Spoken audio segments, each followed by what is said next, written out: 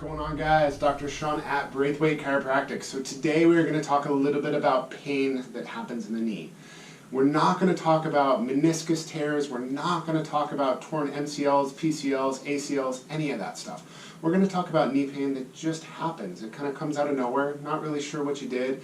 Maybe you started walking a little bit more because it's during a quarantine, or maybe you actually started running and you're having a little bit of pain in one or both of the knees. That is the nondescript type of knee pain that we're going to spend a little bit of time talking about today. Most of the time, that knee pain is not created because you have any structural deficit within the knee. There's no structural injury. There's nothing to correct. The knee is simply just not getting the support that it needs to, either from the hip or from the quad. And so today we're going to talk about why that happens.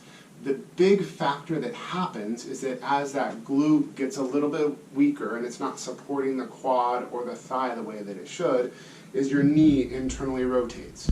And that can create a lot of pain because it increases something called your Q angle. And what the Q angle is, that's a great question. So we're going to use a little bit of tape to describe exactly what the Q angle is. So the Q angle is the angle, if you were to take a line and place it right down the front of your leg to the top of your patella, and then take another line and connect the top of the patella up towards your ASIS, which is this bony prominence up in the top of the hip. And so the angle between those two, or where my little red tape is, this angle is called your Q angle.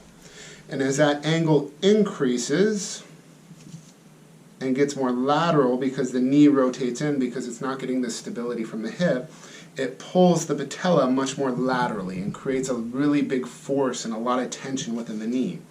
And believe it or not, that's what actually creates runner's knee. There's a whole term based off really what it creates, and it creates quite a bit of discomfort.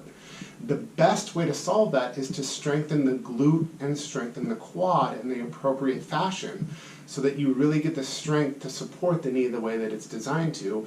And then guess what? All the knee pain goes away. And you don't have to have surgery. You don't have to take medication. You don't have to do anything else. These are the types of things that Q angle for a long period of time will create a lot of arthritis within the knee. So if you've already got arthritis, these exercises will greatly help, but they're not going to solve the issue because there's already been arthritic change within the knee itself.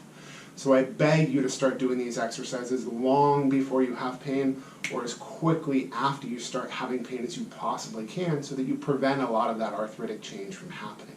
So again, really we're going to get into strengthening the glutes, which there's a ton of great exercises on our YouTube channel just for that.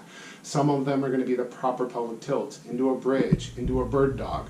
Some of the other exercises that are going to be great for the quad and quad strengthening are going to be quad sets, long arc, short arc quad sets that are all going to be part of our daily stretchy videos that are also on our YouTube channel. So definitely check out those other videos. Don't forget to subscribe, like, leave comments. If you have questions, feel free to ask right on the site.